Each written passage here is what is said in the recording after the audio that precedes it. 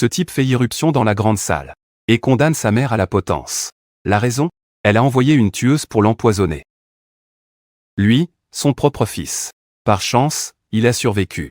Mais bien sûr, la comtesse ne compte pas se laisser faire. Elle nie l'accusation. Cependant, il a plus d'un tour dans son sac. Il a amené la tueuse qui a tenté de l'empoisonner et l'a forcée à avouer l'horrible crime qu'elle a commis. Évidemment, la comtesse nie effrontément et exige des preuves concrètes. C'est alors que son homme de main le plus fiable montre la fausse lettre de suicide qu'ils ont préparée, ainsi que le parchemin de la mémoire de la Terre, censé révéler qui a donné l'ordre.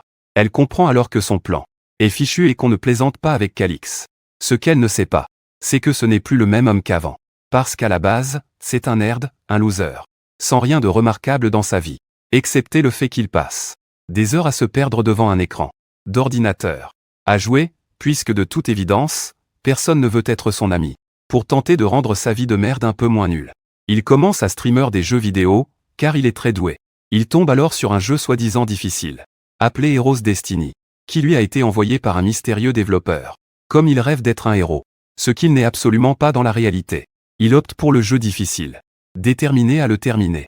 Sous son pseudo de Game Master, il commence à enchaîner les missions difficiles.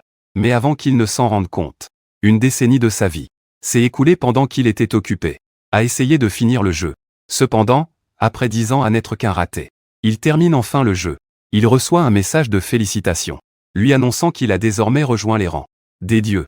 C'est après avoir terminé le jeu qu'il a finalement réalisé que sa vie n'avait aucun but. Soudain, il reçoit une notification du jeu, lui proposant de se lancer dans une autre aventure, qui le mènera sur le continent d'Hélène, sans aucune possibilité de retour avant d'avoir terminé le jeu. Tout excité, il clique sur oui, mais soudain, tout devient noir. Notre gars est perplexe. Lorsque cet homme à l'air sévère l'appelle Calix, il demande alors à l'homme qui il est. L'homme, de son côté, s'étonne que Calix lui pose la question, car le guérisseur ne lui a pas dit que la potion qu'il a utilisée avait l'amnésie comme effet secondaire. Réalisant que Calix est vraiment dans l'ignorance, l'homme se présente, Russell. Cela laisse notre héros en train de se demander ce qui se passe. Parce que la langue que parle Russell n'est clairement pas du japonais, et il ne semble même plus être au Japon. Étonnamment, il peut comprendre Russell. Mais le principal problème, c'est que sa poitrine le brûle. Depuis son réveil, Calix se serre la poitrine avec force à cause de la douleur. Roulant sur le côté, Russell s'excuse alors de le presser. Cependant, il lui fait savoir que la douleur qu'il ressent est un effet secondaire de la potion qu'il a utilisée, l'assurant qu'elle diminuera plus tard. Comme sa guérison prendra un certain temps, Russell dit à Calix qu'il s'en va, et qu'il reviendra le voir le matin. Après le départ de Russell, Calix est laissé à ses réflexions. Quand il retrouve enfin un peu de force, il se lève pour regarder autour de lui. Comme on pouvait s'y attendre, il se dirige vers le miroir pour s'observer. Et, comme il l'avait imaginé, il se rend compte qu'il n'est pas dans son propre corps, le laissant avec cette question brûlante, qui diable est-il? Alors qu'il se tord de frustration, un écran de statue apparaît devant lui, affichant ses informations. Son nom est Calax Chican et c'est un noble de 15 ans. Quant à son état, actuellement, il se remet d'un coup de poignard dans la poitrine. Sa cote de popularité est abyssale, 14%, et sa maîtrise du combat est également faible. Quand Calix voit ça, il réalise enfin qu'il se trouve dans le monde du jeu, Heroes Destiny, et que l'option de se rendre sur le continent d'Hélène était réelle. Au moment où il est sur le point de devenir fou, il parvient à se calmer pour réfléchir à sa situation. Il se touche la poitrine, et la douleur est si forte qu'il tombe à genoux. Il se demande alors pourquoi il a si mal. Et, chose surprenante, la douleur ne le réveille même pas. Calix commence à comprendre qu'il est dans la réalité et non dans un rêve. Il décide alors de s'habituer à son nouveau nom, Calix, et se met à le répéter pour que son cerveau, un peu lent, ne l'oublie pas. Quelques instants plus tard, il réalise qu'il peut faire apparaître l'écran de statue, rien qu'en y pensant. Ce qui, de toute évidence, en fait une capacité que lui seul peut voir. Calix est tout excité par ça, car il comprend que la première chose à faire est de rassembler des informations. En même temps, il sait très bien que s'il baisse sa garde, il mourra dans ce monde. Avec le peu d'informations qu'il a sur l'écran de statut système, il réalise qu'il est Calix, de la famille Chican, ce qui signifie qu'il fait partie de la famille directe du comte. Calix essaie encore de comprendre la situation. Quand il entend toquer à la porte, Calix panique, car il ne sait même pas quoi dire. Il a aussi peur que si quelqu'un découvre qu'il n'est pas le vrai Calix, il pourrait bien y laisser sa tête. Cependant, il parvient à se calmer et demande à la personne derrière la porte ce qu'elle veut. La voix d'une servante résonne à travers la porte, lui disant que c'est l'heure de son médicament. Calix dit alors à la servante d'entrer. Et elle s'agenouille immédiatement devant lui, lui disant de boire le remède, tant qu'il est encore chaud. Choqué par la soudaineté de la situation, Calix lui demande stupidement son nom. Mais il se ravise vite en réalisant que cela le démasquerait à l'évidence comme un imposteur. Calix pense alors à l'écran de statut système. Et celui-ci apparaît juste au-dessus de la tête de la servante. Affichant ces informations, Calix se rend compte que la jeune femme est Lila, et qu'elle a 23 ans. Elle est affiliée au territoire du vicomte de Cocherin. Quant à sa capacité de combat, elle est de niveau 3. Mais Calix ignore tout le reste. Quand il s'aperçoit que Lila n'est pas affiliée à la famille Chican, mais au vicomte de Cocherin. De plus, elle ne peut peut-être pas utiliser de mana. Mais elle est entraînée comme un soldat d'élite des forces spéciales. Ce qui signifie qu'elle est l'une des meilleures dans son domaine. Ce qui est déconcertant, c'est qu'elle n'est qu'une simple une servante. Calix se demande pourquoi une servante d'une autre maison lui apporte un remède à boire, alors qu'il est à peine en convalescence. Sans y réfléchir à deux fois, Calix comprend que boire ce remède est une très mauvaise idée. Calix dit alors à Lila de laisser le remède sur sa table, mais avec un sourire sur le visage. Elle insiste pour qu'il le prenne. Calix prend la tasse de remède et se rend compte que Lila essaie de le forcer à le boire. Refusant de le boire, Calix feint une douleur à la poitrine et jette la tasse, avec l'intention d'en renverser le contenu. Aux grandes dames de Calix, Lila se précipite sur la tasse et réussit à la sauver, avec son contenu encore intact. Calix n'en croit pas ses yeux.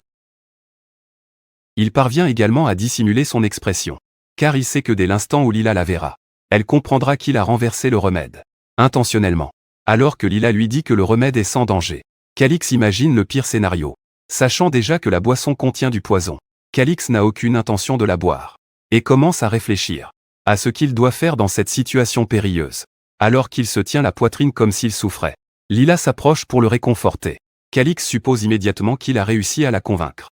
Calix en profite également pour en savoir plus sur la maison Cocherin à laquelle elle est affiliée. Calix réalise qu'il est le fils de la première femme du comte, qui est malheureusement décédée. Il s'avère qu'il a un frère, né de la seconde femme du comte, qui a 16 ans. C'est à ce moment-là qu'il réalise enfin que le nom de la seconde femme est Cacharin, ce qui signifie que Lila est une tueuse professionnelle, déguisée en servante envoyée par sa belle-mère. La mort de Calix. Cela signifie évidemment que son fils n'aura personne pour contester son droit au trône. Au fond, Calix est fasciné par tout ça, car il vient à peine d'arriver dans ce monde, et il découvre déjà un niveau de trahison aussi profond. Calix finit par se rasseoir, assurant à Lila que tout va bien. Puis, il passe à l'offensive, demandant à Lila comment va sa grand-mère. Lila est surprise, prise au dépourvu par la question. Mais elle parvient à se calmer, et dit à Calix que la comtesse a été attristée d'apprendre que Calix avait tenté de mettre fin à ses jours.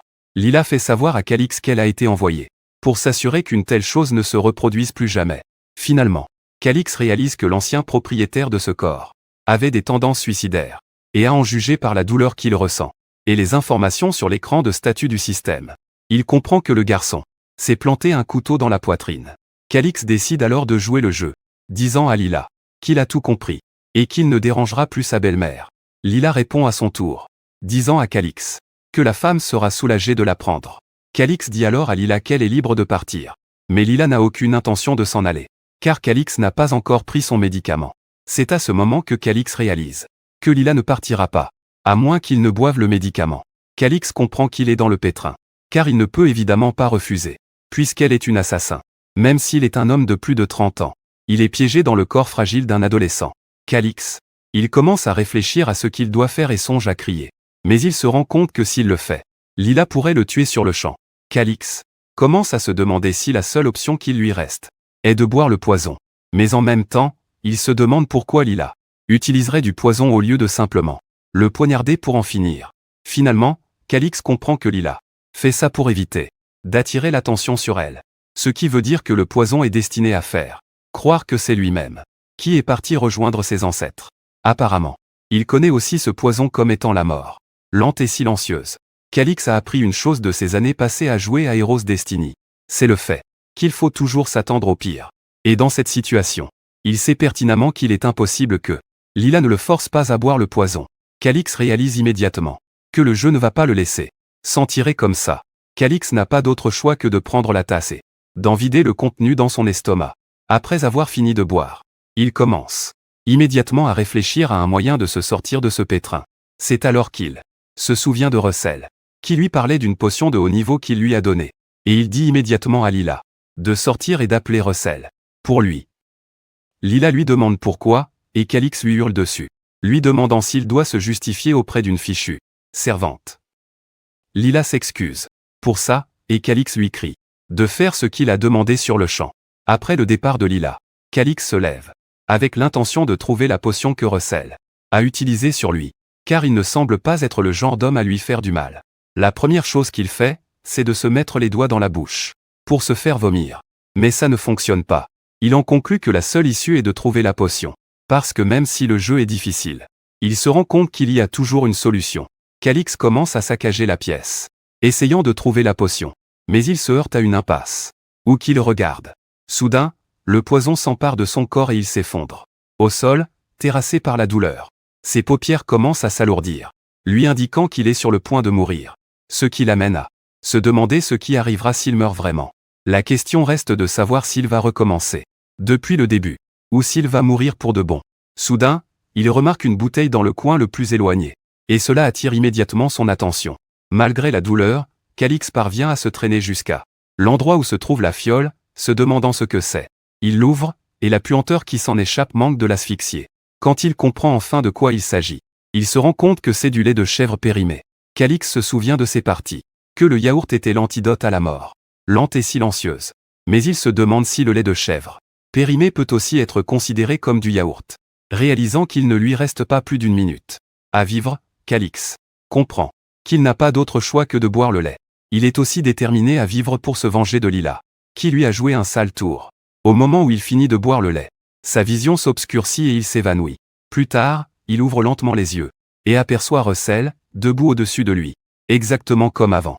Calix pense qu'il vient de recommencer depuis le début. Mais Russell est confus et lui demande ce qu'il veut dire par là.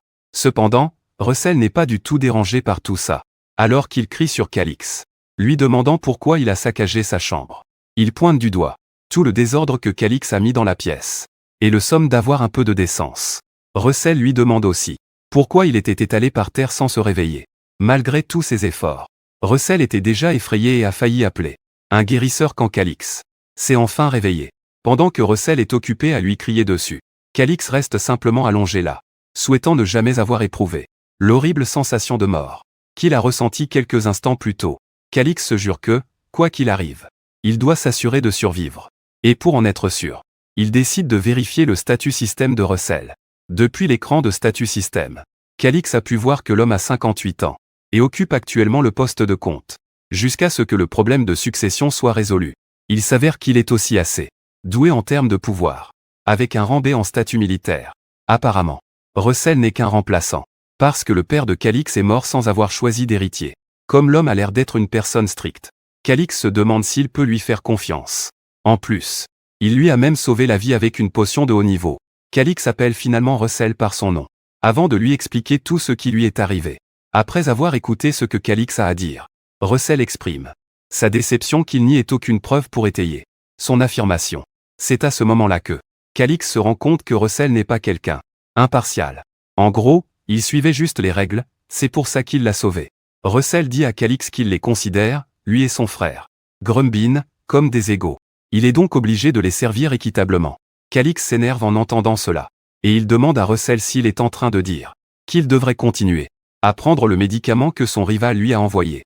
Russell demande nonchalamment à Calix s'il a perdu une partie de sa mémoire, parce que la maison traverse actuellement de graves difficultés financières, ce qui leur laisse un budget très serré. Russell dit qu'en réalité, c'est une bénédiction que Lila aide à gérer les affaires familiales. Il demande à Calix s'il ne se souvient pas de tout ça, ou s'il fait juste semblant. Calix l'ignore, et commence à réfléchir à un moyen d'obtenir des preuves contre Lila, celle qu'il a empoisonnée. Calix dit alors à Russell d'oublier ce qu'il a dit, mais lui fait savoir qu'il a une simple requête à lui faire. Quand Russell entend ça, il en conclut que Calix se comporte d'une manière très différente de ce à quoi il est habitué. 4 heures plus tard, on voit Lila sauter de toit en toit, tel Batman, vêtue d'une cape à capuche. Elle remarque que la sécurité a été renforcée, ce qui l'oblige à improviser.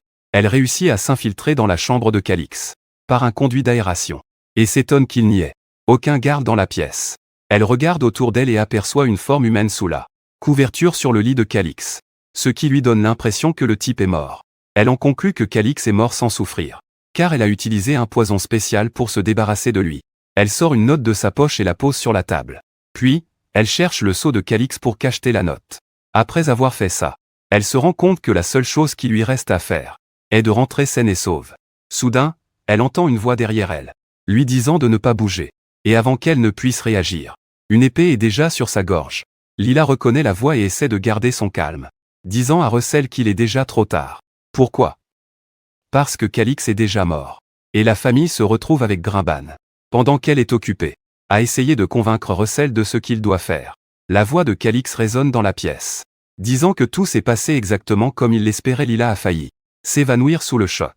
Quand elle se retourne pour voir Calix sain et sauf, et même en train de lui sourire, Calix dit qu'il est conscient que l'empoisonnement est monnaie courante dans les familles locales. Puis il ramasse le mot que Lila a laissé sur sa table, disant qu'il y aura des problèmes si cela s'ébruite. Réalisant qu'elle est dans le pétrin, Lila essaie de se frayer un chemin par la force. Mais Russell bloque facilement son attaque. Russell lui montre alors qui commande, en lui attrapant la main et en la serrant si fort qu'elle hurle de douleur. Russell ne s'arrête pas là. Il la frappe sans pitié dans le dos, pour lui infliger des blessures encore plus graves. Calix est stupéfait de voir enfin l'écrasante différence entre les 3 niveaux de classe. Après que Russell ait fini de la maîtriser, Calix rappelle à Lila que quiconque tente de tuer un noble est exécuté, et cela s'applique même à un autre noble. Au départ, il n'y avait aucune preuve. Mais le mot que Lila vient d'apporter est une preuve suffisante. Et quant au témoin, Calix désigne Lila, lui faisant savoir qu'elle en est un. Pendant que Calix est occupé à se moquer d'elle, elle s'effondre soudainement par terre. Ce qui pousse Calix à demander à Russell ce qui vient de se passer. Russell lui explique alors que la fille vient de s'évanouir. Russell vérifie son trou de mana. Et c'est là qu'il se rend compte que Lila est incapable d'utiliser la technique de respiration de mana. Russell mentionne que Lila est, au mieux, au niveau d'un soldat d'élite. Ce qui signifie qu'aucune restriction de mana à haute vitesse n'est nécessaire. Russell est surpris de l'absence de réaction de Calix quand il dit cela, ce qui l'amène à se demander si Calix était déjà au courant.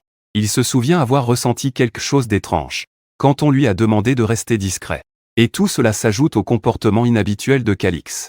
Russell en vient à se demander ce que Calix sait réellement. Calix ordonne alors à Russell d'attacher Lila, car il a encore beaucoup de questions à lui poser. Russell s'exécute et attache Lila à une chaise. Le bras que Russell lui avait saisi est complètement enflé, comme un ballon, et du sang en jaillit. Quand Lila se réveille enfin, elle voit Calix, debout, face à elle. Avant même qu'elle ait eu le temps de réagir, Calix commence à parler du temps que met le poison de la mort lente et furtive à faire effet. Il mentionne que c'est un poison idéal pour se suicider, car l'individu meurt sans ressentir la moindre douleur. Comme Calix avait déjà tenté de se suicider une fois, personne n'aurait sourcillé s'il était réellement mort de ce poison. Calix dit alors à Lila qu'elle aurait réussi son coup si elle avait utilisé un poison à action rapide, et même qu'elle aurait eu la détermination de mourir avec lui. Calix attrape alors Lila par la mâchoire, lui demandant pourquoi elle ne voulait pas mourir. En gros, ce que Calix voit, c'est que Lila n'a pas la loyauté nécessaire pour dédier sa vie à la mère de Grimban, Estla. Lila reste muette pendant tout ce temps, et Calix appelle Russell, lui disant de faire parler Lila. Russell s'approche de Lila et lui saisit la mâchoire, la forçant à l'ouvrir. Calix sort soudainement une pilule sombre entourée d'une aura étrange, sa bouche étant grande ouverte. Calix lui jette la pilule à l'intérieur, et l'odeur seule manque de l'étouffer.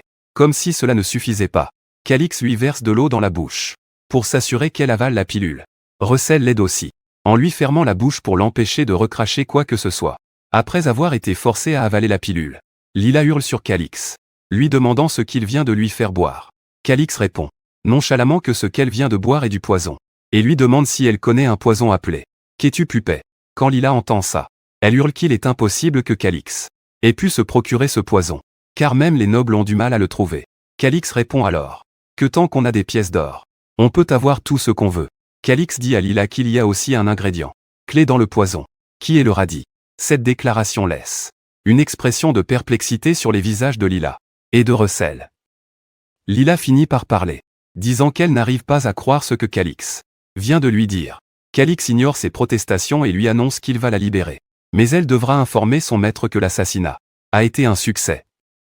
Lila est surprise que Calix s'imagine qu'elle va obéir à ses ordres. Calix lui demande alors si elle est prête à mourir. Calix lui révèle que le poison qu'elle vient d'avaler possède plus de 3000 antidotes. En fonction de la manière dont il a été préparé, Calix mentionne que l'antidote dont elle aura besoin se trouve précisément dans sa tête. Et si elle ne veut pas mourir, elle n'a qu'à suivre ses instructions. Calix lui demande sa décision. Elle répond grossièrement qu'elle est d'accord, tout en exigeant que Russell la détache. Calix n'apprécie pas son ton insolent, car il tient sa vie entre ses mains. Lila change immédiatement de ton, suppliant Calix de la détacher. Calix l'ignore. Elle continue de l'implorer d'avoir pitié, parce que son corps est complètement chamboulé, ce qui lui donne une envie pressante. Au fond de lui, Calix est ravi. Le lait de chèvre avarié qu'il lui a donné est en train de faire effet. Calix ordonne alors à Russell de la détacher. Mais Russell est sceptique. Cette fille a failli le tuer il y a à peine quelques instants. Calix explique à Russell que Lila reste un témoin important, et qu'ils doivent par conséquent la traiter avec un minimum de dignité humaine. Russell est perplexe que Calix utilise le mot « dignité ». Mais les hurlements de Lila qui exigent d'être détachée le ramènent à la réalité.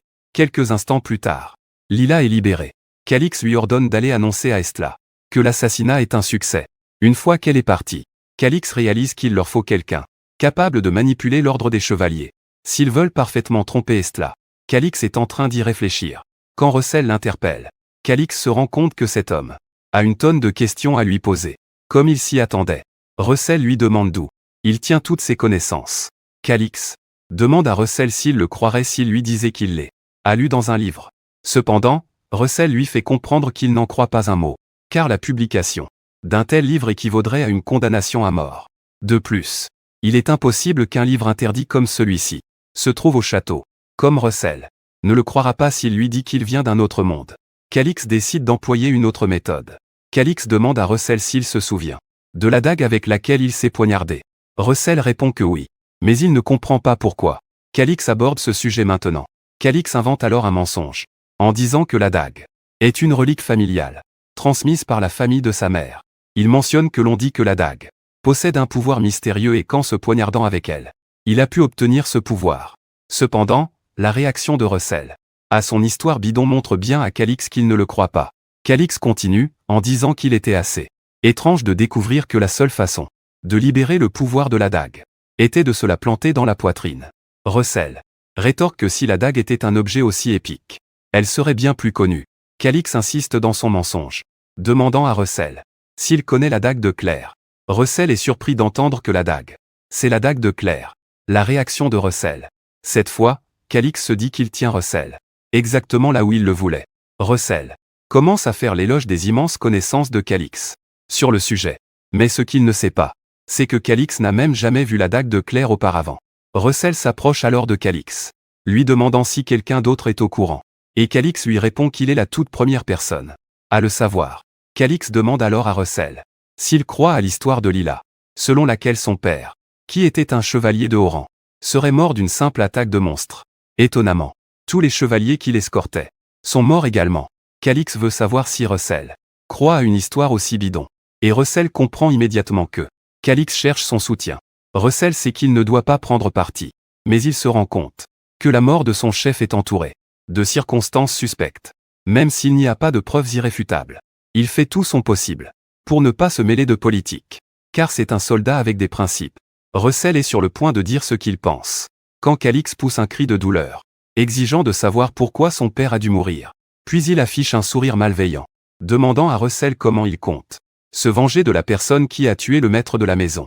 Une fois qu'ils auront découvert qui c'est, Calix poursuit en disant que son père a été assassiné et que la famille Cacharan était derrière tout ça. Ce qui signifie que si Grimbin devient le chef de la maison, tous ses espoirs de vengeance se seront envolés. Au même moment, il ne pense pas qu'il soit juste d'abandonner, simplement parce que la situation est difficile. Calix demande alors à Russell s'il est honorable pour lui de suivre le commandement d'une famille qui a planifié l'assassinat de son maître. Les mots de Calix touchent si profondément Russell qu'il est forcé de tomber à genoux, jurant sa loyauté à Calix par la même occasion. Calix est sur le point de surfer sur la vague de la victoire, quand Russell lui dit de ne pas croire qu'il a réellement oublié ses convictions, car il ne fait que les mettre de côté. Pour le moment, Calix ne s'en soucie guère, car il est heureux que le plus puissant guerrier et la figure la plus influente du territoire du comte soit devenu son allié. Calix se rend compte qu'il est capable de changer l'état d'esprit de Russell, en lui promettant la vengeance. Calix dit alors à Russell de relever la tête. Car il n'y a pas besoin de lui jurer allégeance avec l'épée, puisqu'il n'a pas de titre de chevalier officiel. Russell révèle alors son vœu, en disant à Calix qu'il s'assurera qu'il devienne fort. Calix est heureux d'entendre cela, mais il se rend compte qu'il doit changer rapidement de sujet, avant que Russell ne suggère qu'il commence un entraînement spécial.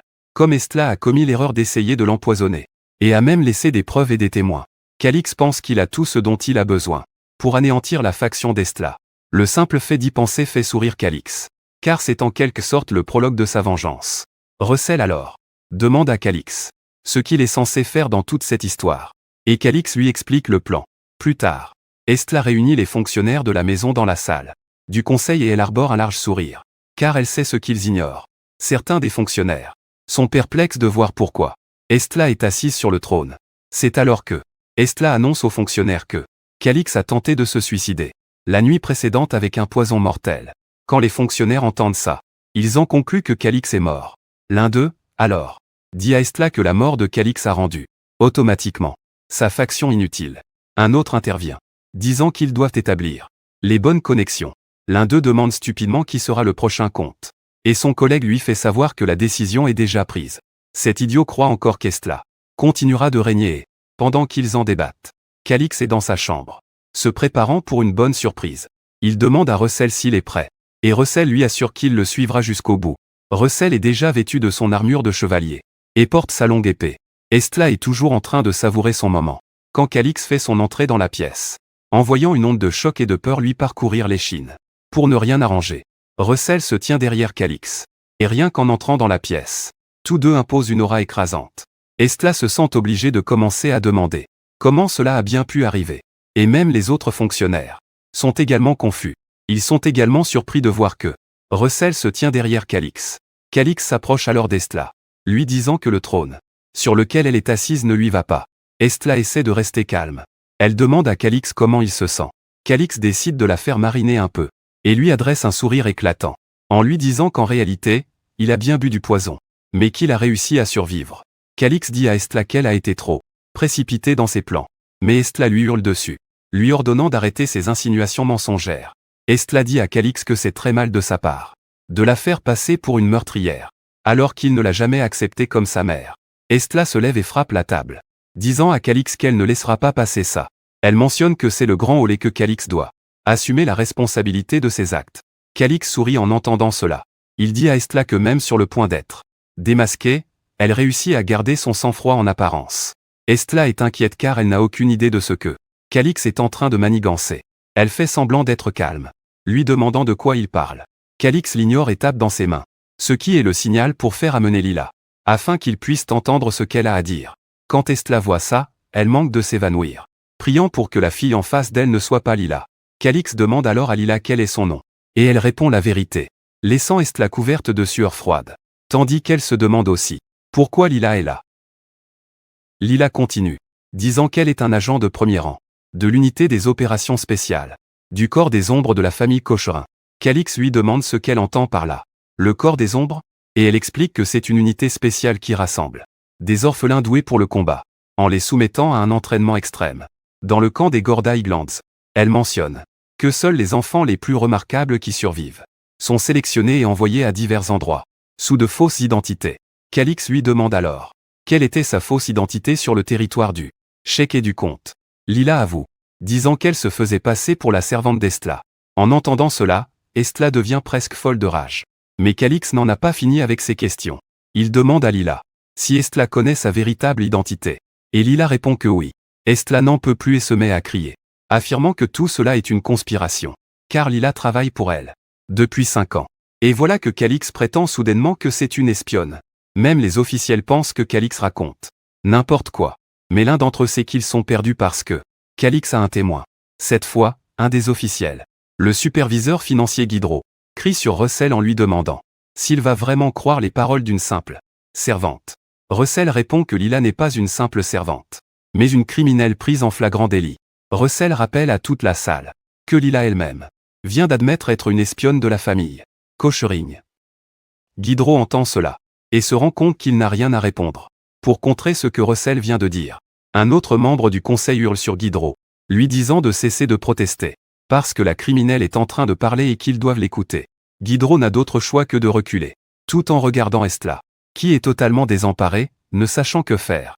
Calix poursuit son interrogatoire, demandant à Lila quelle mission lui avait été confiée en tant que servante. Lila mentionne qu'une fois par mois, elle rapportait les informations qu'elle avait recueillies. Et Calix lui demande de quel genre d'informations il s'agit. Lila mentionne que sa mission principale était axée sur les livres de compte tenus par Guido, concernant les revenus et les dépenses du territoire. En plus de cela, elle a également fourni l'emploi du temps et les itinéraires de voyage du défunt comte Corin. Comme si cela ne suffisait pas, elle était également chargée de surveiller les manœuvres politiques au sein du cercle restreint des vassaux. Même Russell s'énerve en entendant tout ce que Lila raconte. Calix lui demande alors quelle a été sa plus récente mission. Et elle avoue avoir piégé Calix pour lui faire boire le poison mortel, la mort lente et silencieuse.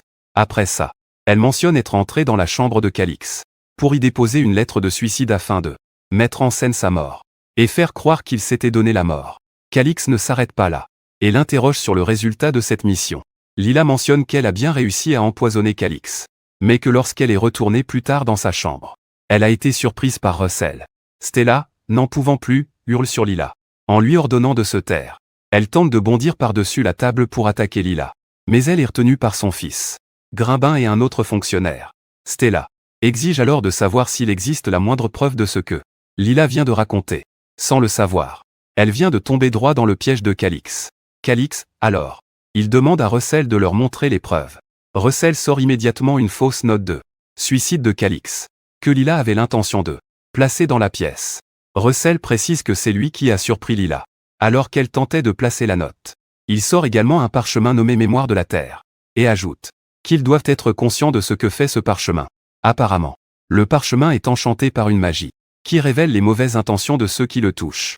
À travers des visions, Russell leur fait savoir que la magie montrera qui a donné des ordres à Lila, ce qui exposera la vérité aux yeux de tous.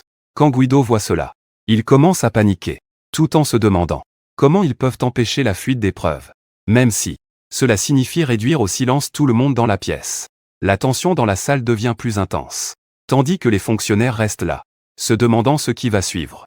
Calix, alors, somme aux chevaliers qui attendaient dehors, d'entrer dans la pièce. Les chevaliers entrent et leur présence parle d'elle-même. Ils se postent derrière les fonctionnaires, instillant encore plus de peur dans leurs esprits. L'un d'eux hurle sur les chevaliers, leur disant qu'ils n'ont aucune juridiction dans cette pièce, car la protection de la salle relève de la compétence des gardes. Tella, de son côté, est déjà morte de peur et crie, demandant à Russell ce qu'il essaie de prouver. Russell mentionne qu'il a déjà examiné le contenu du parchemin et que c'est choquant. Comme il souhaite éviter un scandale, il n'a pas eu d'autre choix que de convoquer les chevaliers. Modèle. Un des officiels hurle sur Russell, lui disant qu'en gros, il est en train de mener un coup d'État. C'est pour ça qu'il a amené les chevaliers dans la grande salle. Pendant que tout cela se passe, Grimbin, qui est un gros imbécile, cherche de l'aide auprès de sa mère. Stella, de son côté, réalise que tout est peut-être fichu pour elle. En effet, les chevaliers sont toujours neutres. Mais le fait qu'ils agissent ainsi signifie qu'ils ont déjà des preuves irréfutables. Elle en conclut qu'ils ont d'autres cartes en main, puisque les chevaliers soutiennent déjà Calix. Calix sourit alors, demandant à Russell de lui dire quelle est la punition pour un noble qui tente d'assassiner une personne de son propre sang. Russell répond simplement que la sentence est la mort, par pendaison, selon les lois du royaume. Rien qu'à ces mots, Stella s'imagine déjà sur la potence, et attrape immédiatement son fils, affirmant que Grimbin n'était au courant de rien de ce qui s'est passé. L'orgueil de Stella s'effondre instantanément, tandis qu'elle se met à supplier Calix de la croire, même si elle n'est pas sa mère. Calix sourit, comme à son habitude, et demande à Lila si Stella dit la vérité en affirmant que Grimbin ne savait rien de toute cette mission. Lila vient tout gâcher, en révélant que lorsqu'elle a reçu la mission de Stella, Grimbin était présent, ce qui, pour ainsi dire, scelle le destin de Stella. Et Calix le sait. Stella hurle de frustration, criant que la dernière déclaration de Lila est un mensonge. Apparemment, c'était bel et bien un mensonge. Mais Calix n'en a que faire, parce que les vrais lâches, ce sont eux, ceux qui ont essayé de le tuer. Avec le fils et là, Calix les a maintenant exactement là où il les veut. Calix sourit, car son plan prend enfin forme. Il regarde la scène se dérouler. Grimbin s'avance, et quand sa mère voit ça, elle crie, essayant de l'arrêter. Cependant, Grimbin continue d'avancer et s'agenouille devant Calix, surprenant tous les dignitaires. Ils tentent de lui reprocher son geste, mais Grimbin les ignore, et dit à Calix qu'il acceptera n'importe quelle punition. Mais il veut qu'il pardonne à leur mère. Stella se rend compte que les choses tournent mal, et hurle sur son fils, lui disant de retourner s'asseoir. Certains dignitaires pensent que Calix va trop loin. Ils sont aussi impressionnés que Grimbin soit allé si loin pour protéger sa mère. Lorsque Calix réalise que l'atmosphère dans la pièce a changé, il comprend qu'on le fait passer pour le méchant. Il se demande si c'était le plan de Grimbin et de sa mère depuis le début. Cependant, Calix sait comment tout gérer, et se penche vers son frère, lui disant qu'en réalité, il sait très bien comment s'occuper de leur mère, ce qui ne lui laisse aucune autre option. Il dit à Grimbin que s'il admet sa culpabilité, il réduira sa peine. Il assure à Grimbin que s'il avoue, il suppliera Russell d'annuler la peine de mort. Cependant, il lui fait savoir que ses paroles ne pourront être effacées. Alors il doit être prudent. Grimbin réalise que la situation devient grave, et il dit à Calix qu'il n'a aucune intention d'avouer quelque chose qui n'est pas arrivé.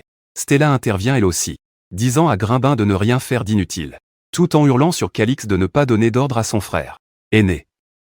L'un des fonctionnaires éclata de rire en entendant cela, rappelant à Stella qu'elle a essayé de tuer Calix, et qu'elle se soucie encore de savoir qui est l'aîné ou le cadet.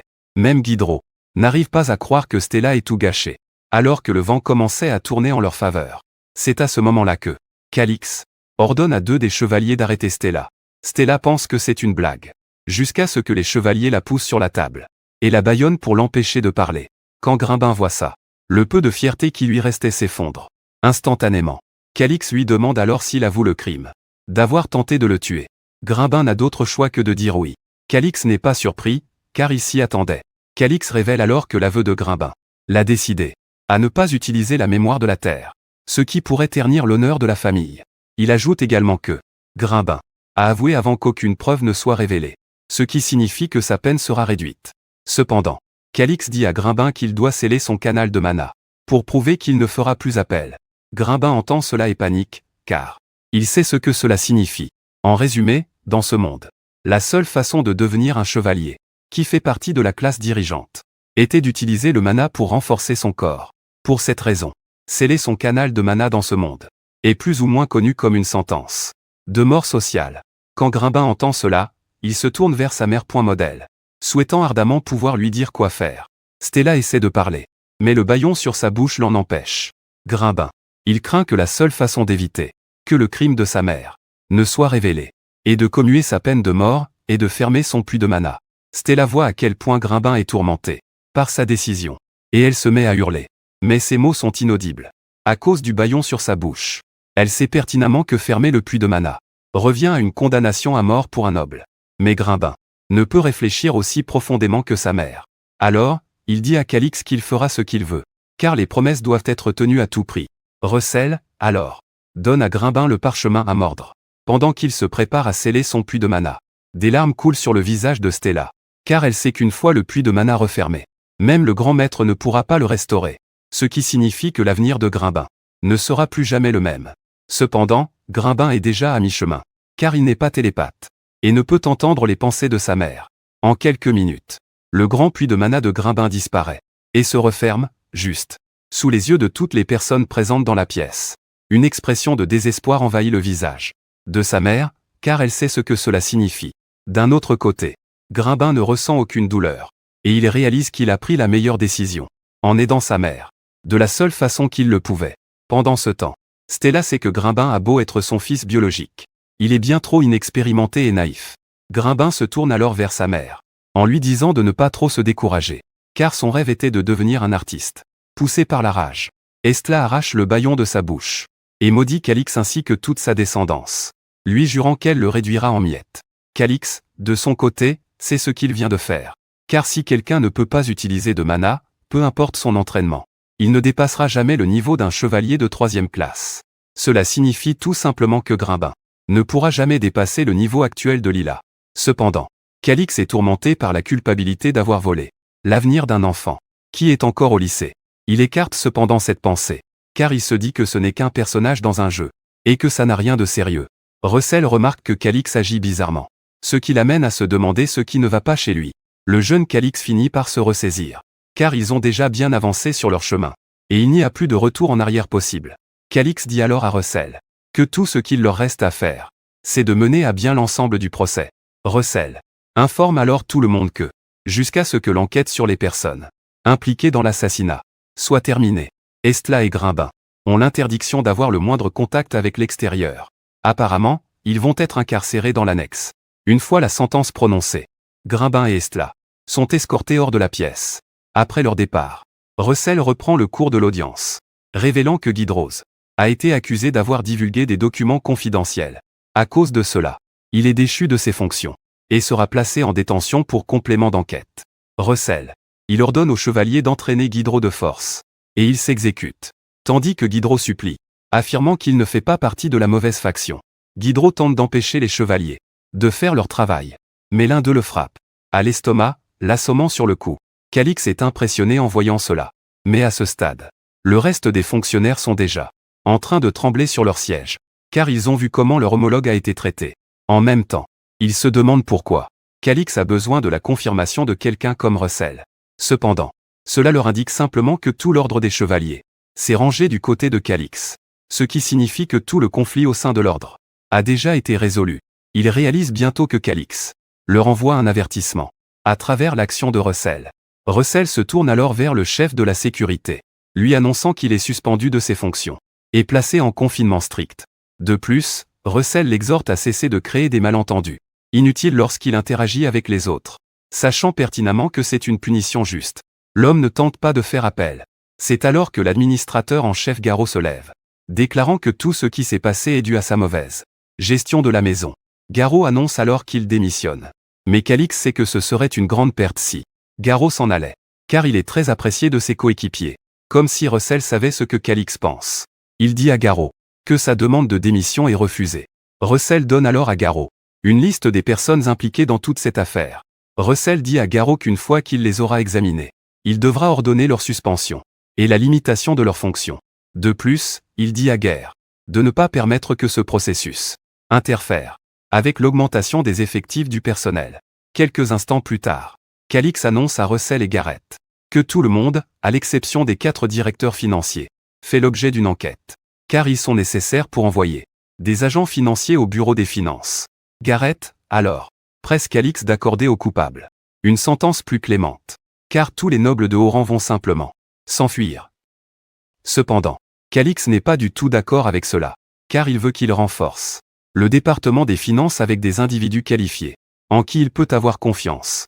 Calix, alors, demande à Garrett s'il est en train de dire qu'il est acceptable de mettre de côté l'enquête, par peur de perturber les opérations régulières. Garrett est surpris d'entendre cette question, et Calix sourit, demandant à Garrett si les fonctionnaires seront reconnaissants s'il leur fait preuve de clémence. Cette question frappe Garrett de plein fouet, et il essaie de dire à Calix que les fonctionnaires ont seulement commis une erreur dans leur jugement. C'est à ce moment-là que Calix dit à l'homme qu'il ne changera pas d'avis, et c'est là que Garrett se rend compte que Calix n'est plus le garçon naïf qu'ils pouvaient tous contrôler. Les autres fonctionnaires réalisent bientôt qu'ils sont condamnés, car Russell et Garrett sont maintenant du côté de Calix. Quand Calix voit l'inquiétude sur leur visage, il sourit malicieusement en pensant au compte à rebours de la lutte pour le pouvoir. Avant de prendre une décision finale, Calix commence à examiner leurs statistiques. Garrett semble être parfaitement organisé, car ses compétences administratives et financières sont de premier ordre. Après avoir examiné les statistiques, Calix esquisse un sourire malveillant, car il a rassemblé tout ce qu'il avait besoin de savoir sur les fonctionnaires. Bien que Garrett ait dit que cela prendrait du temps, Calix ne pense pas que ce sera le cas, car il peut facilement lire dans les fonctionnaires comme dans un livre ouvert. Grâce à cela, il est convaincu que toutes les factions dissidentes seront éliminées, et cela inclut ceux qui ont des ambitions ambiguës. Calix a l'intention de n'utiliser que ceux qui survivront à son test de loyauté. Les fonctionnaires remarquèrent le sourire sur son visage, et la peur s'empara de leur corps, car ils savent qu'ils sont condamnés. Si Calix décide qu'ils n'en sont pas dignes, cela pousse immédiatement les fonctionnaires à se bousculer, essayant de convaincre Calix de leur bonne foi. Calix en profite habilement, en leur disant de se calmer, car ils ont tout leur temps. Après cette journée éprouvante, Calix se retire enfin dans sa chambre, et s'effondre sur son lit, terrassé par la fatigue. Il se souvient de sa vie au Japon, et comment il n'était qu'un moins que rien dont personne ne se souciait. C'est pourquoi il a commencé à jouer à ce jeu, dans l'espoir de le terminer, pour enfin pouvoir devenir quelqu'un de spécial. Après avoir terminé le jeu, il a souhaité renaître sur le continent d'Hélène, car sa vie d'alors était bien trop ordinaire. Soudain, Calix réalise que le vœu qu'il a fait ce jour-là s'est peut-être réalisé sans qu'il s'en aperçoive. Quand il a commencé le jeu, on lui a dit qu'il était né avec une âme chétive et insignifiante.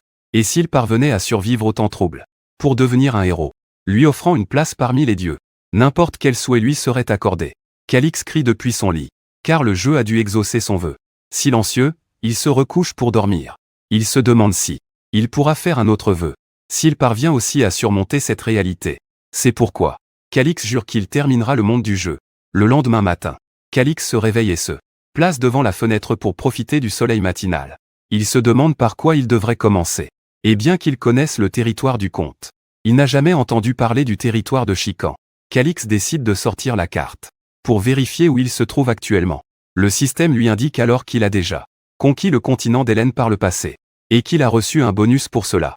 En gros, son bonus, c'est que tous les marqueurs de la carte sont affichés. Et Calix rougit fortement, parce que ça vient d'être mis à jour.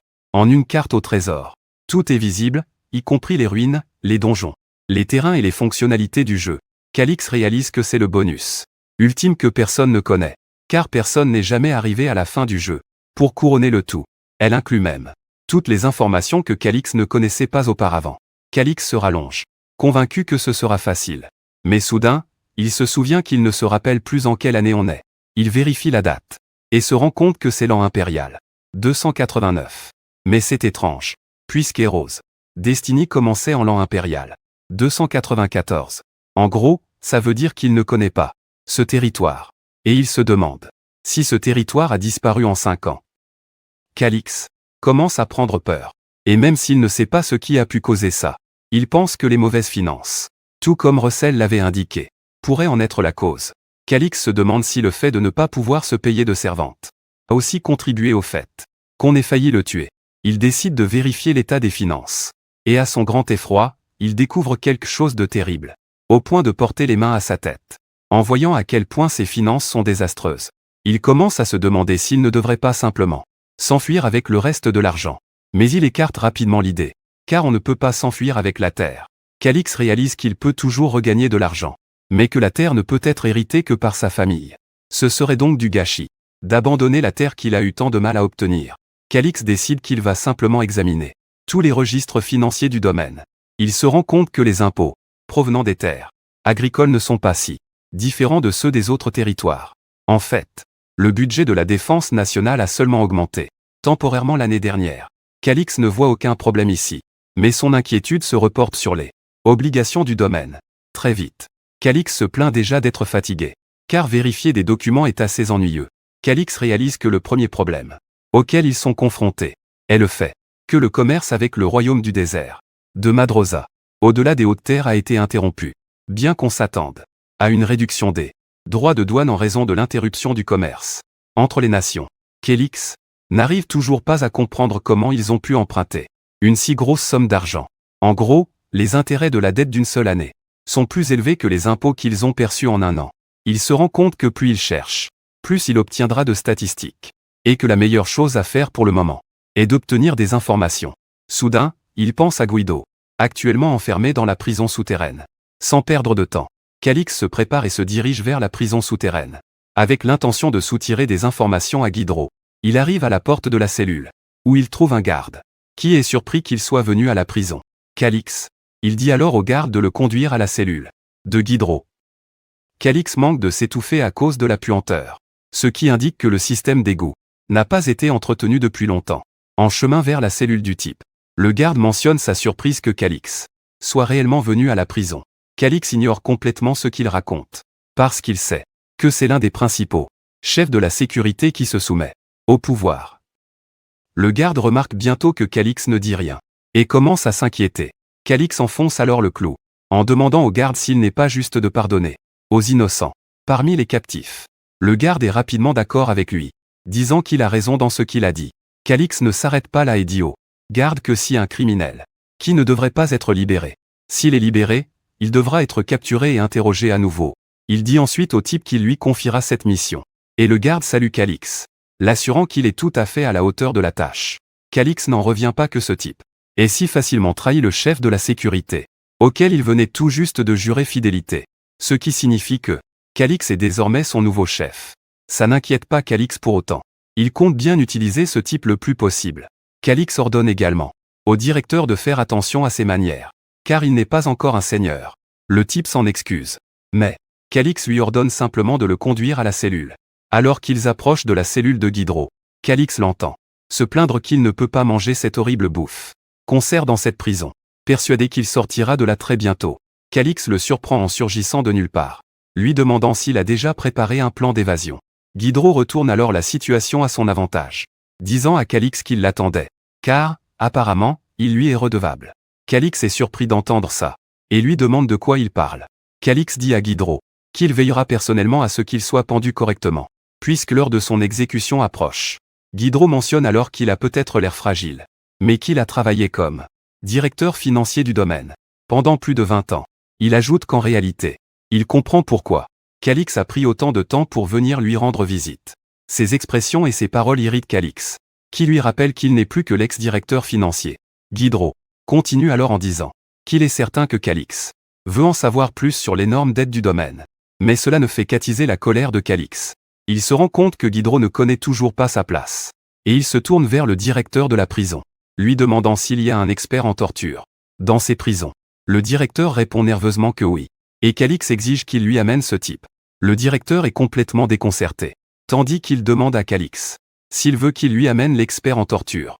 Immédiatement, Calix lui hurle dessus, lui demandant s'il a une tête à plaisanter.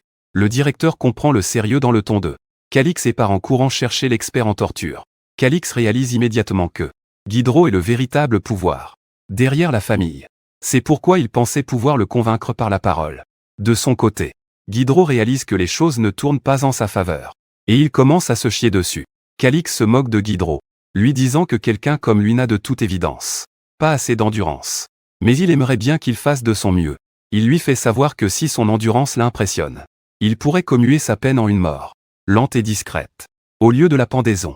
En voyant le sourire maléfique sur le visage de Calix, Guidro réalise qu'il est dans le pétrin, à cause de ce sourire mauvais. Car ce type est tout à fait sérieux. Guidro se met à le supplier, disant à Calix de lui laisser la vie sauve, car il détient des informations précieuses. Il mentionne qu'il a une occasion en or, qui leur rapportera d'énormes profits. Calix en déduit que Guidro essaie seulement de lui faire perdre son temps. Mais en même temps, il est curieux d'entendre ce qu'il a à dire. Guidro, alors, révèle que toute la dette de la famille est due à un marchand du nom de Gérard Misru. Guidro mentionne que Gérard gère le coffre-fort secret de la famille Cacharin. En gros, la famille Cacharin s'est servie de Gérard pour détourner les impôts miniers qui étaient censés revenir à la famille royale. Calix n'est pas impressionné par cette information, et il demande à Guidro où il veut en venir. Guidro révèle que dévoiler cet acte de trahison à la famille royale les empêcherait de payer leurs dettes. Calix rétorque alors à Guidro qu'il est possible que Gérard vende les droits de la dette à bas prix, avant de se faire arrêter. Calix lui fait remarquer que même il pourrait les vendre à la famille Cacharin. Guidro se met à bégayer, car il n'avait même pas pensé à cette éventualité. C'est à ce moment-là que le directeur de la prison arrive avec son terrifiant expert en torture, le meilleur qu'ils aient sur le territoire. Calix est ravi d'entendre ça et fait craquer ses poings pour montrer à quel point il est excité. Guidro, de son côté, se met à hurler, suppliant Calix d'avoir pitié de lui, tout en révélant que les fonds illicites de la famille Cacharin, à eux seuls, devraient dépasser au moins 1 million d'or. Au moment où il dit ça, il capte l'attention de Calix. Mais ce n'est pas suffisant pour convaincre Calix. Et il détourne simplement le regard, réalisant que Calix est sur le point de le laisser aux mains du terrifiant expert en torture. Guidro hurle de toutes ses forces, disant à Calix qu'il sait où se trouve le coffre-fort secret de Gérard. Calix l'ignore toujours et laisse l'expert en torture entrer dans la cellule.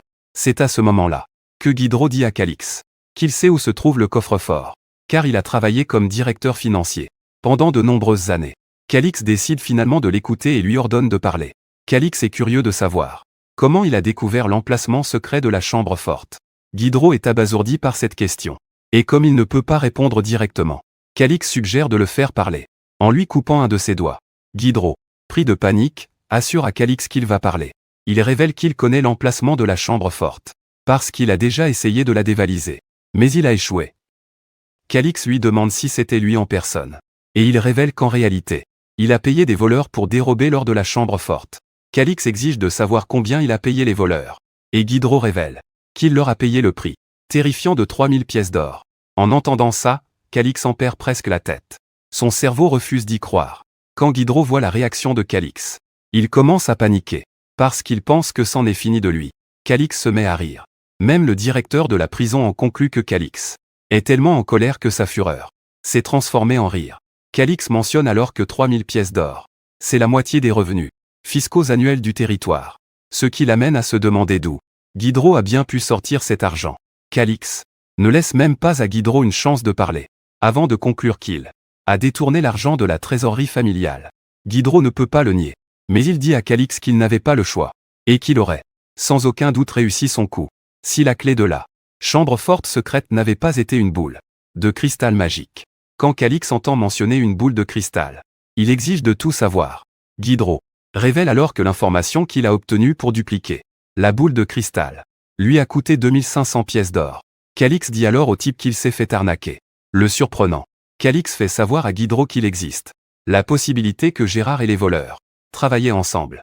Guidro ne veut pas y croire, disant qu'il a personnellement confirmé l'entrée du coffre secret de ses propres yeux. En fait, il affirme avoir vu Gérard ouvrir la porte en utilisant la boule de cristal magique. Calix lui demande alors où se trouve le coffre, et il révèle que c'est dans les hautes terres de Gorda. Cependant, il dit ne pas connaître l'emplacement exact parce qu'il avait les yeux bandés. Calix prend alors un moment pour y réfléchir, et quand il a réussi à trouver où se trouvent les hautes terres de Gorda sur la carte, il décide d'enquêter plus en profondeur. Il se souvient aussi de Lila qui parlait du fait que le camp d'entraînement des forces spéciales se trouve dans les hautes terres de Gorda. Une fois qu'il a déterminé son prochain plan d'action, il dit au directeur de la prison qu'il est temps pour eux de partir. Guido est surpris de voir Calix partir sans rien dire. Écrit son nom. Mais Calix l'ignore. Une fois sorti, Calix regarde le directeur avec dégoût, parce qu'il sait qu'il a dû accepter un pot de vin provenant des 3000 pièces d'or, que Guido a en réalité détourné. Comme il ne peut pas laisser le directeur s'en tirer sans le punir, il décide de pousser Guido un peu plus. Calix appelle alors soudainement le directeur par son nom, Shua. Parlant des 3000 pièces d'or que Guidro a détournées, il demande à Shua s'il est au courant de cela et Shua répond nerveusement que oui. Dans la tête de Shua, il prie pour que Calix ne se rende pas compte qu'il a accepté l'argent de Guidro. Calix le laisse alors pantois, en mentionnant avoir entendu parler de Guidro quand il a envoyé le directeur chercher l'expert en torture. Calix dit être un homme généreux, mais ajoute qu'il y a des limites à ce qu'il peut tolérer. Avant que Calix ne puisse ajouter un mot, Shua tombe à genoux et se met à le supplier. Dans sa tête, il est persuadé que Guidro l'a dénoncé, et il est fou de rage contre lui. Shua continue de supplier, jurant qu'il ne refera plus jamais une chose pareille. Mais le temps qu'il relève la tête, Calix a déjà disparu. Shua est sous le choc, mais il décide de passer sa colère sur Guidro. Cette balance à son insu. Calix est caché derrière un puits, un sourire narquois aux lèvres. Il a réussi son coup. Monter Shua contre Guidro. Soudain, un type à l'aura écrasante apparaît à côté de Calix. Le surprenant. Calix dévisage l'homme, qui semble être un chevalier de l'ordre du Lion Bleu. À en juger par sa tenue, Calix lui demande alors ce qu'il veut. Le chevalier révèle son identité, Kroos Selim. Kroos mentionne que Russell lui a ordonné d'accompagner Calix. Calix prend alors un instant pour vérifier ses statistiques. Il découvre que Kroos a 26 ans et qu'il possède un rang A en statistiques militaires. Calix est impressionné par ses compétences, ce qui l'amène à se demander s'il y avait un personnage comme lui dans Heroes Destiny. Pourtant, son nom ne lui dit absolument rien. Calix en vient à se demander si Kroos n'est pas mort au tout début du jeu. Vu ses stats si élevés, Calix se rend compte qu'il pourrait faire partie des 100 plus forts à l'avenir. Soudain, il réalise que ce type pourrait être ce terrifiant personnage connu comme le messager de la mort. On disait de lui que c'était un démon qui éliminait ses ennemis sans la moindre hésitation. Et on raconte même que le prince noir, qui est son seigneur, n'avait jamais vu son visage. Cependant, Calix écarte cette pensée, car il ne veut pas croire que Kroos soit le messager de la mort. En effet, le messager de la mort a été décrit comme quelqu'un de mince et sombre. Or, Kroos est musclé et jovial, ce qui ne correspond en rien à l'image du messager de la mort. Comme il n'a aucune information concrète à ce sujet, il décide de simplement ignorer ses propres suppositions. Calix voit bien que, rien que sur la base du potentiel de Kroos, il est de rang A, ce qui signifie qu'il est rentable de le garder dans les parages. Calix est complètement absorbé par ses pensées, jusqu'à ce que Kroos l'appelle par son nom, plusieurs fois pour le ramener à la réalité. Calix demande alors à Kroos pourquoi il l'appelait, et ce dernier lui révèle que Gérard est venu le voir. Dès que Calix entend ce nom, il comprend que Gérard est le type envers qui sa famille a une énorme dette. Comme Gérard est venu seul, Calix se dit que les choses deviennent plus intéressantes. Calix part sur le champ, en disant à Croc qu'il est temps d'y aller. Croc met un instant à comprendre. Et Calix conclut simplement qu'un idiot pareil ne peut pas être le messager de la mort. Croc parvient à le rattraper pour lui ouvrir la voie, tandis que Calix marche derrière lui. Croc. On conduit alors Calix dans la pièce où Gérard est en train de l'attendre. Gérard s'empresse d'accueillir Calix, en se présentant, tout en affirmant être à la tête d'une petite maison de commerce. Calix répond qu'il a entendu parler de sa maison de commerce, et que, bien que ce ne soit pas une grande entreprise, elle est respectée, avec un grand faux sourire affiché sur le visage. Calix dit à Gérard qu'il y a toujours des marchands de talent de disponibles. Gérard s'incline humblement devant Calix, expliquant à quel point ce dernier l'a flatté par ses paroles. Calix demande alors à Gérard pourquoi il est venu solliciter une audience auprès de lui, puisqu'il n'occupe aucun poste officiel et n'a aucune autorité. Calix dit à Gérard qu'il aurait mieux valu qu'il s'adresse à Russell, puisqu'il s'agit d'une affaire commerciale. Gérard éclate de rire en entendant cela, disant qu'il sait pertinemment que le territoire appartient à Calix, même si c'est Russell qui le gère actuellement. Gérard ajoute que personne sur le territoire n'oserait contester les décisions de Calix. Calix reste humble, disant qu'il n'est que l'un des deux héritiers et que Gérard ne devrait pas le surestimer. Gérard sourit, disant à Calix qu'il est bien modeste, car même si cela n'a pas été annoncé officiellement, il a déjà entendu dire que la lutte pour la succession est terminée. Calix est impressionné par cette révélation, car l'affaire n'a pas encore été rendue publique. Gérard présente ses excuses à Calix au cas où il l'aurait offensé, mais il lui fait savoir que c'est précisément ce qui fait de lui un marchand compétent, parce que l'accès à l'information, c'est la raison pour laquelle il est toujours dans le business. Au fond de lui, Gérard est déjà inquiet parce que Calix ne lui parle pas comme le garçon naïf et stupide qu'il est censé être. Il se demande si Calix a caché sa véritable nature pendant tout ce temps, parce qu'il a l'air plutôt cynique et malin. Il ne veut pas croire que Calix a trompé tout le monde depuis le début. Cependant, il est ravi que les rumeurs sur la beauté de Calix soient vraies. Gérard s'avère être un sacré pervers, car il fantasme sur la beauté de Calix. Calix le sent, et se lève de son siège, disant à Gérard qu'il n'est pas là pour perdre son temps, et que s'il n'a aucune affaire concrète dont il veut parler, il s'en ira, tout simplement. Gérard baisse rapidement la tête, s'excusant auprès de Calix, parce qu'il sait que tous ses plans tomberont à l'eau si Calix s'en va. Gérard mentionne alors qu'il était simplement émerveillé par sa beauté, et Calix n'arrive pas à croire qu'il vient de se faire complimenter par un buffle adulte. Calix décide alors de se rasseoir pour pouvoir écouter ce que le type a à dire. Gérard mentionne alors qu'il est là pour parler d'une énorme dette laissée par son défunt père. Calix commence à se curer le nez, tout en disant à Gérard que c'est la première fois qu'il entend une telle nouvelle. Calix dit à Gérard que le directeur financier est actuellement en détention pour suspicion d'activité criminelle. Calix, nonchalamment, envoie balader d'une pichenette la saleté qu'il a retirée de son nez. Et Croc n'en croit pas ses yeux, qu'il joue avec de tels immondices. Gérard savait déjà que quelque chose de ce genre arriverait, mais il s'y est préparé. Il dit à Calix que 5 ans se sont écoulés. C'est pourquoi il n'était pas au courant de la situation. Au fond de lui, Gérard est impatient d'assister à l'expression de Calix quand il lui lâchera la bombe. Gérard révèle alors que, selon le contrat qui a été signé, il était stipulé qu'après 3 ans, à compter de la date du prêt, le remboursement du capital et des intérêts pouvait être exigé à tout moment. Tout en disant cela, Gérard exulte intérieurement, mais il fait de son mieux pour se contenir. Gérard continue en révélant que dans 2 semaines, à compter de ce jour, ils sont tenus de payer 60 000 pièces d'or. Croc entend ça et son esprit se bloque sur le champ. De son côté, Calix s'en fiche complètement, et il est même surpris que Croc se mette dans un tel état pour ça. Gérard voit à quel point Calix est calme, et pense qu'il fait juste de son mieux pour garder son sang-froid. Croc, de son côté, essaie de redémarrer son cerveau pour comprendre ce que représentent 60 000 pièces d'or.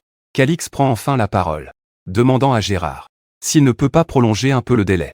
Cette question surprend Gérard, et il prend un moment avant de répondre, disant à Calix qu'il ne peut pas prolonger le délai.